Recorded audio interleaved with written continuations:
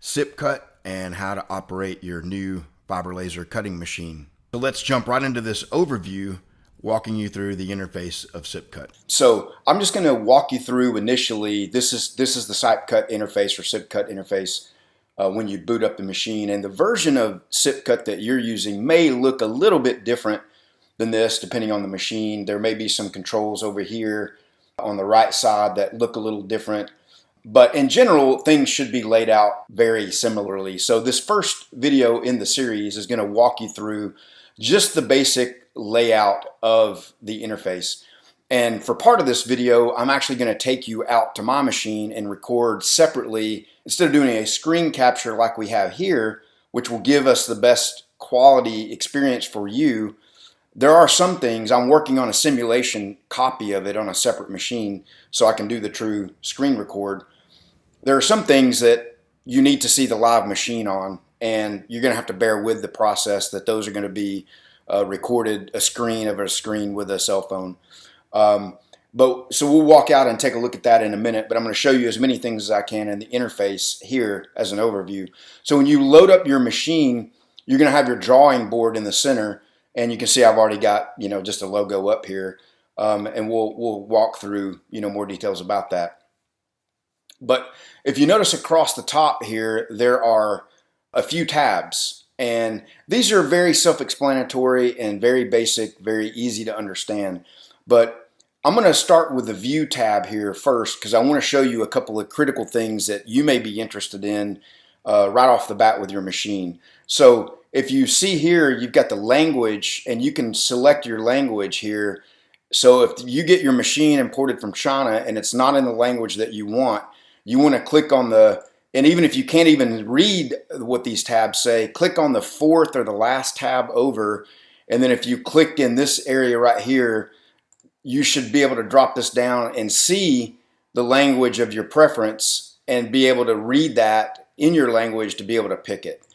And then the second thing that you might want to do globally is set your unit of measurement. So you can go imperial or metric. So if you wanted to change this imperial, if you're in a Western country, and it's going to ask you to restart your machine, your Cypcut, if you change the language. But if you're in a Western country that uses imperial, you might want to do that. If you're somewhere else in the rest of the world and uses metric, you can set that. All right. So from there, your home screen is going to be like your normal operating screen where you can set your lead ins and lead outs and your sort order and lots of other information about how you want to set up your cut. The drawing is pretty self-explanatory. Let me just show you what you can do with the drawing here. And let me just show you this first. If you swipe and drag across your entire drawing, just like any other packages, you can highlight everything and then you can hit the delete key to delete it. Now, if you want to draw a rectangle or a circle, you can do that. So if we want to just draw a rectangle, we can pick that and draw it out. And if you drag and release, what I found the best to do is just go ahead and get your basic shape drawn. And really, I mainly just use the drawing to process offcuts. So if you end up with sheets that have spaces or areas of large areas that you want to, cut it and save an offcut, you can draw that. And once you get your part drawn, you can highlight it again and then go back to the Home tab and then go to the Scale right here, and you can scale this to be whatever size you want it to be. And again, you can see it's in metric right now, and you can keep the aspect ratio by default, or if you want to change one parameter individually, you can unlock that so that you can change that. And you can also set the reference point here where you want it to scale from. Do you want it to scale out from the center or from the top left down? That kind of thing. So again, if you wanted to process an offcut, you can go back to draw here and just draw a straight line and cut off an edge of your sheet. And once you get that drawn, you can scale that line. Let's say you got a 48-inch wide sheet and you want to cut a 48-inch line across the unused area. Again, go back to scale and set if you notice here on a line, it's only going to give you a choice to set one of the dimensions. So you could scale that and make that a 48-inch line or a 96-inch line or whatever, whatever line it is that you're wanting to cut. All right, so that is a look at the drawing. And again, I mean, you're not really going to use the drawing that much. You're going to do your drawings in your CAD software and, mostly use this for CAM and the operations of cutting. So the next tab over, we'll click that, is the nesting tab. And we're not going to say anything about that at this point, but this is where you set up your parts and your plates and your nesting and, the details of that. We're going to have a dedicated video later in the series to nesting. It's a little bit more of an advanced, topic. The next tab over is going to be the CNC tab. And I'm going to show you some of this actually out on the machine a little bit later in this overview. But one of the things that you're going to do when you boot up your machine is you're going to click this Go Origin button here, and that's how you home your machine. It homes it to the limit switches on the X and Y and Z axis. It also homes the focus setting on your laser if you have an auto-focusing laser head.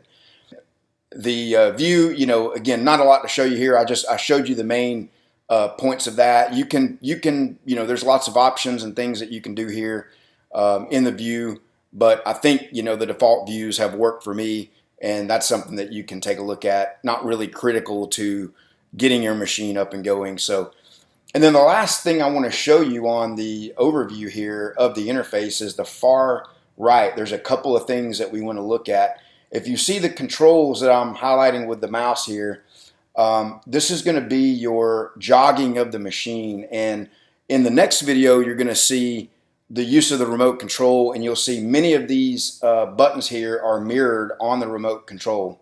So it's just like you see it, the big blue buttons are to jog the gantry around, and then the two smaller buttons here are to move your Z, jog your Z up and down. And then all of the buttons here are, again, related to controlling the machine.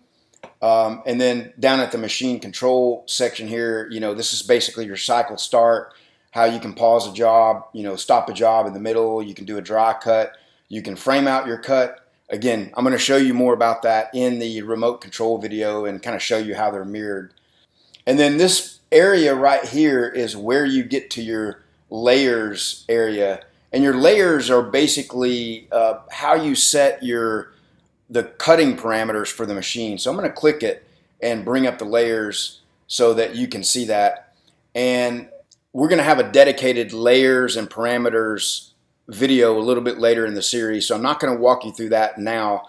I'm just showing you how to get to that. So if you were to be cutting different types of materials, and let's say you're cutting some hot rolled 1/4 inch plate, you would go into this layers here and open up your preset parameters and select the one that you have for hot rolled plate. If you're going to cut 20 gauge stainless, same thing. So again, just a little bit of an overview of that. We're going to go in depth to that pretty soon in the video series here, but I just wanted to show you that this is how you access it over here. So for a high level interview or overview of the interface, this is kind of what you're looking at. We will proceed on to the next video, which is going to be an orientation of the remote control, but I'm also going to show you some things about the CNC tab, and we're going to go out on the machine to show you that.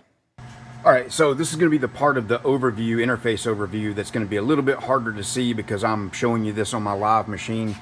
But if you go right here to the files area and you go down to diagnostic, and then go down or over to card monitor, this is going to show you your live working interface of your inputs and outputs, for things like limit switches and your various alarms and so forth. And to demonstrate this, I'm going to actually jog the machine here and show you this and try to get a shot of this in. You watch this limit switch right there and the remote, and so I'm just going to jog it to the limit, and you see the red light came on right there in the corner. So if I come off of it, you see. So if you ever get any kind of alarm, or down in your alarm window right here, this would be the interface that you'd want to open up to kind of take a look at what's happening with your machine. This is one of the standard cards that works with Cypcut, so almost all the import machines are going to have this card.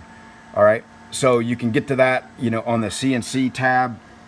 You got all your access to all your monitors, and then you can get to it here from, if you go down to diagnosis and go to card monitor, and then there's the another board here with a similar kind of thing for other inputs and outputs. Again, if your machine's running well, this is not anything that you're going to look at on a regular basis. And then the last thing I wanted to show you is your BCS 100, which is your height control. So if you click that, you get your interface here for it. And I had mine set to Chinese. I got to go back in and reset it to English because I was troubleshooting with a Chinese engineer the other day.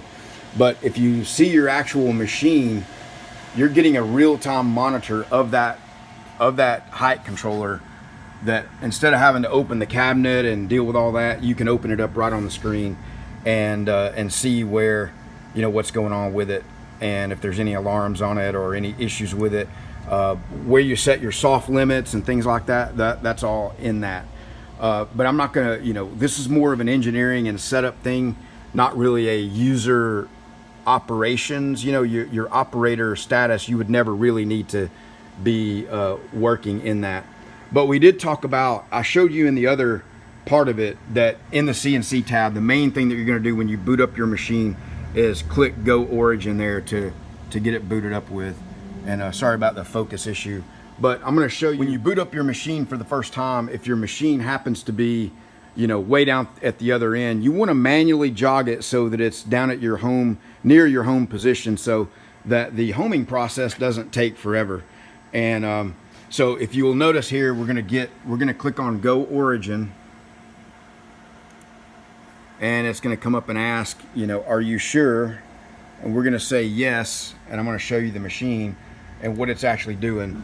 So you'll see it's going to come off of this limit right here, and then it's going off of the other limit, finding its home position, and that'll take a couple of seconds. And what will happen on the screen here, you can see it's actually showing you the work in progress, and then it's done. And I think down here you'll get some statuses about whether it found the origin and so forth. So from a overview interface, I had to show you this part of it on the actual machine. And at this point, you're ready to import a drawing and go ahead and cut, once you've honed the machine.